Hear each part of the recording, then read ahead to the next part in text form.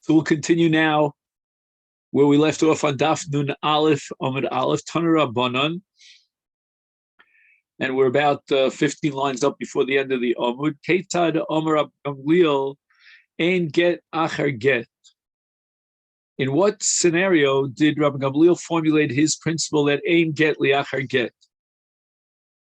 And the Brisa says, Shtei Yevamos Shenaflu Fnei Yavam Echad V'nasan Get Lezo V'Get Lezo. So there's one Yavam, two Yevamos, and he gives a get to each one of the two Yevamos. So Gamliel Omer Choletz L'Rishona V'Aser B'Krovoseha U'Muter B'Krovas Shnia.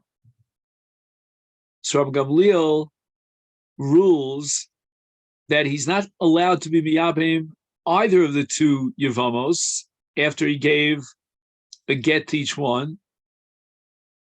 And the two Yevamos also require chalitza. One chalitza will suffice for both of them, but that's a doraisa halacha that they cannot get married without chalitza.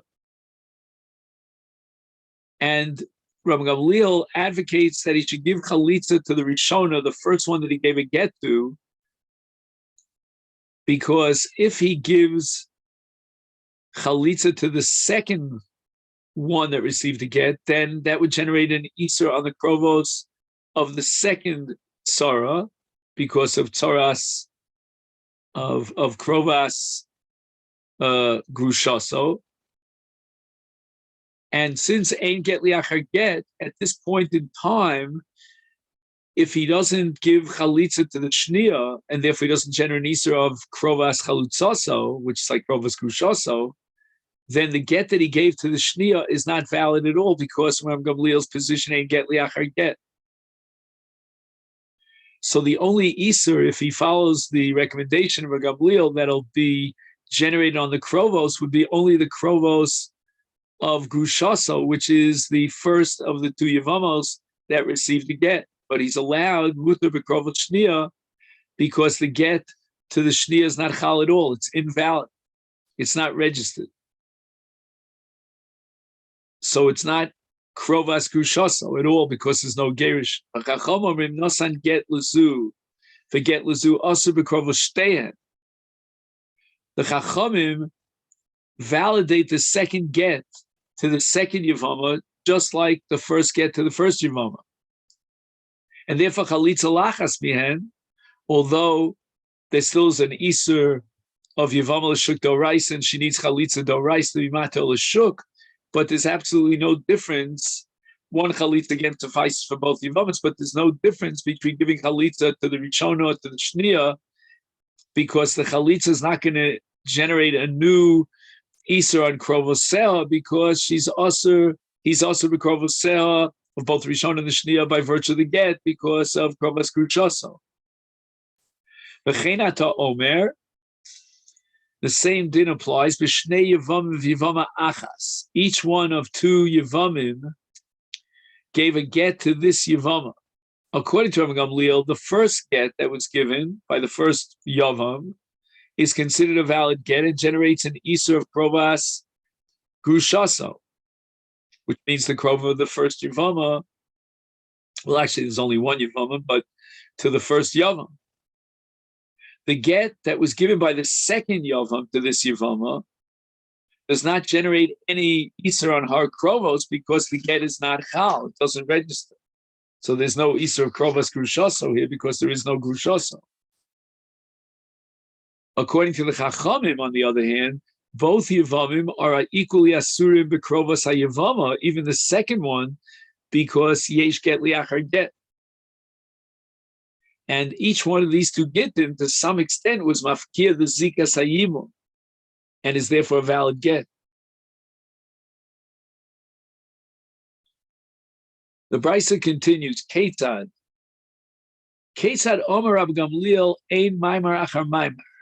Okay, we discussed Ein Get Achar Get. What's Ein Maimar Achar Maimar? Shtei Yevamos Shenafu L'fnei Yavam Echad.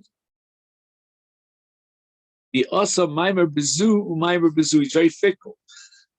So he gave Kedushay Kesef or Shtar to the first Yevama and then to the second Yevama.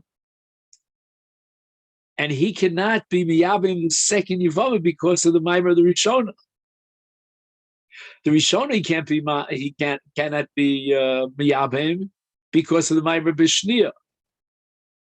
That's according to the Tanakama, who holds yesh Maimer le'achar Maimer. Rav Gamliel Omer no saying get l'Rishona. No, I'm sorry. Let's go over this one more time. My mistake. We're talking about Rav Gamliel of Ein Maimer Achar Maimer. And we first discussed the case of Shtei Yevamos and one Yavam. Maimer Bazu, Maimer Bazu. So the question is, why is the second Maimer Chal? Because it says here that he cannot be miyabim the shnia because of the Maimer Rishona, and he cannot be miyabim the Rishona because of the Maimer B'Shnia. So we see that the Maimer B'Shnia, the second Maimer that he gave to the other Yevamot, is valid. But the answer is because that doesn't come under Ein Maimer Achar Maimer, because he gave Maimer to two different Yevamos, Shtei Yevamos.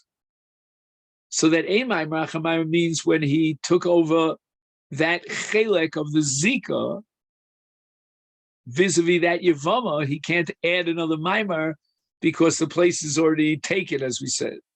But as far as the other Yevama is concerned, she has a right to Yibum, she has a right to a Maimer, and therefore the second Maimer to the second Yevama is Chal. And therefore, Rav Gamliel Omer no saying get l'Rishona, the get that he gave, that he must give to the first one that he gave a Maimer to, be mafkia the Kinyan Maimer, v'cholitzla, just 1 second. So again, we're trying to figure out why, according to Rav Gamliel, he has precluded the possibility of being miyabim the Rishon by virtue of the Maimer to the Shnia. That's what we're trying to focus on. Because again, Rav Gamliel holds Ein Maimer Achar Maimer. In fact, the Brisa says explicitly that according to Rav Gamliel, he gives a get to the Rishona, but he doesn't have to give a get to the Shnia. He does chalitza with the Rishona, and he's matter both of them. Why doesn't the Shnia need a get? If the Maimer to the Shnia generated an Isur Yibum vis-a-vis the Rishona, that means that the Maimer to the Shnia is a valid Maimer, and yet it doesn't generate a Chiyuv get, a requirement of a get. And not only that, it says Asur b'krovos seha. Once he gives a get to the Rishona to remove that Maimer, then automatically the krovos of the Rishona are asuris olav midin krovos grushasa, but mutar v'krovos hashniya. It means that the Maimer of the Shnia, or to the Shnia, I should say, did not register, doesn't require a get, and therefore there's no Isur on her krovos.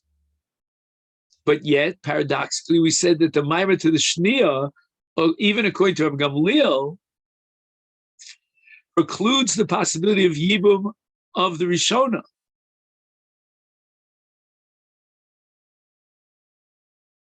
He says in the footnote that we won't really understand that point until later on, because Lidas Rav Gamliel Ein Maimer Shnia Chal Klal. So why does the Maimer Shnia generate an Isur Yibum to the Rishona? And the Gemara is going to clarify that Chosha she'im yatirua lisyabim l'Rishona yavo lomar shemuter gam b'shnia. Whereas the Shnias also be even because of the Maimer of the Rishona, they'll say, well, if you're going to allow Yibum to the Rishona, then he's also left with a choice, another alternative to be miyabim the Shnia. Chachamim omrim no saying get l'shtein. Both Maimer l'Rishona and Maimer l'Shniya registers valid Mamar, and that's the sheet of the Chachamim Yesh Maimer Acham Maimer, and therefore each one of the two Yevamis needs a get. Therefore, each one of the Yevamis generates an Iser of Krovas Gushaso, we also the Krovas Shteya. And number three, however, one Chalitza suffices for both. V'cheinata Omer, and the same machlokus between Rabbi Gamliel and the Rabbanu will apply v'shnei Yevamim v'Yevama Achas. So we now have two brothers, and one Yevama fell for Yibum to the two brothers. Each one of the two brothers made a Maimar in the same Yevama. There's only one Yevama. According to Rabbi Gamliel, the first Maimar is valid, meaning the first Maimar of the first Yavam is valid. The second Maimar is not valid because the space for Kinyan Zika through Maimar has already been taken up by the first Yavam through his Maimar. And therefore, the second Yavam does not have to give her a get. She doesn't even get to free herself of the Maimar of the second Yavam because the Maimar of the second Yavam is not Chal. And therefore, he would be allowed, the second Yavam, to marry the Krovos of this Yevama. And of course, she doesn't need to get from the Yavam, from the second Yavam. According to Chacham, on the other hand, both Kinyanim are Chal. She needs to get from both of them. And she's Asura on the Krovos of both of them. Omar Mar, we learned in the Brisa that Nosan get Luzu.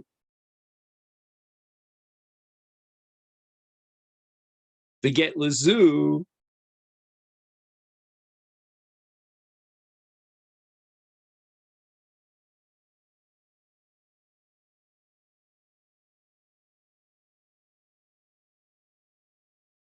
So now we're talking about a case of what? Of Shtei Yevamos, Shenaflu Lifnei Yavam Echad,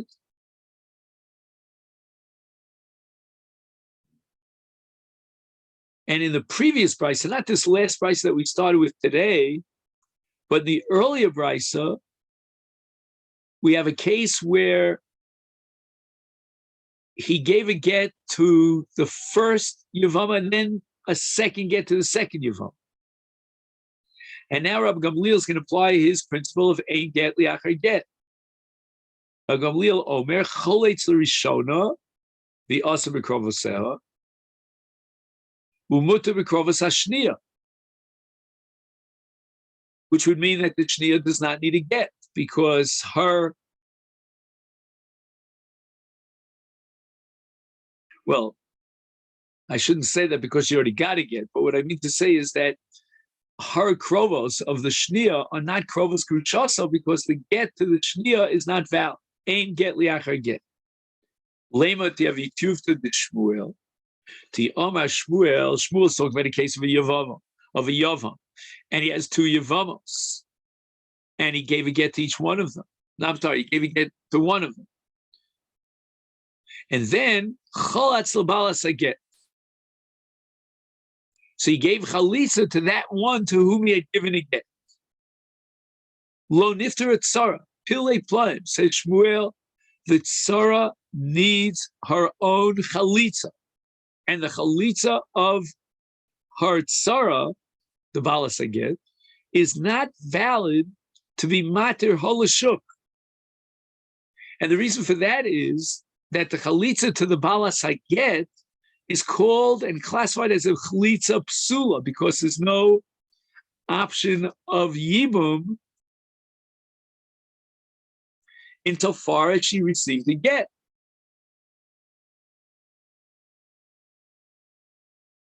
The second Sarah in this particular scenario did not receive a get.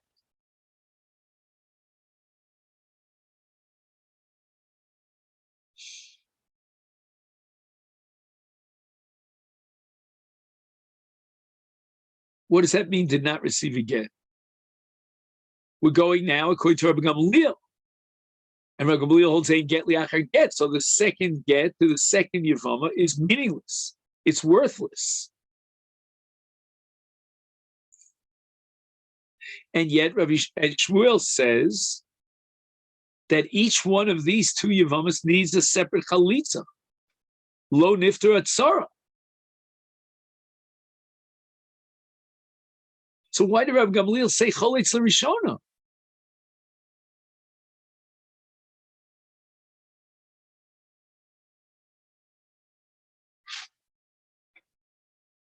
According to Shmuel, the shnia also needs chalitza. And that's the law of a chalitza psula. And after the get, it's a chalitza psula because there's no option of yibum. Shmuel, ki amri, I know when did I say, I wasn't talking about Rabbi Gamliel. When I came up with this concept called a chalitza psula or a chalitza grua, which somehow reduces the zika, but it doesn't pater the yevama,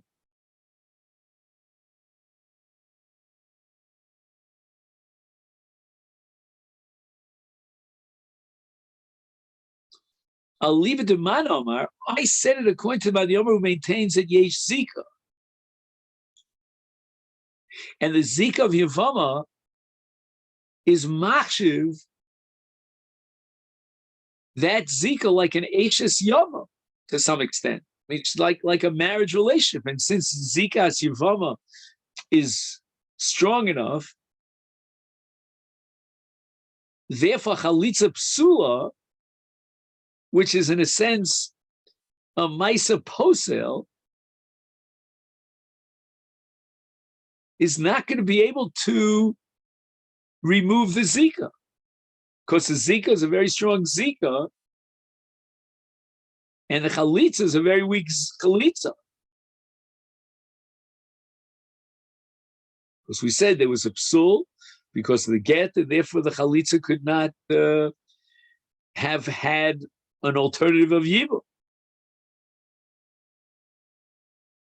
But for Rabbi Gamliel, Savar ain't zika. He holds that the zika of Yevama is not really so strong.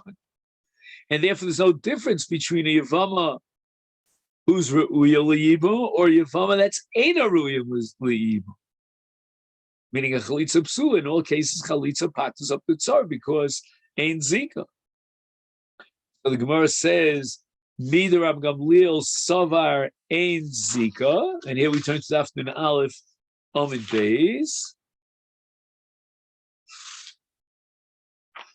Is Rabbanon apparently Savri Yesh Zika.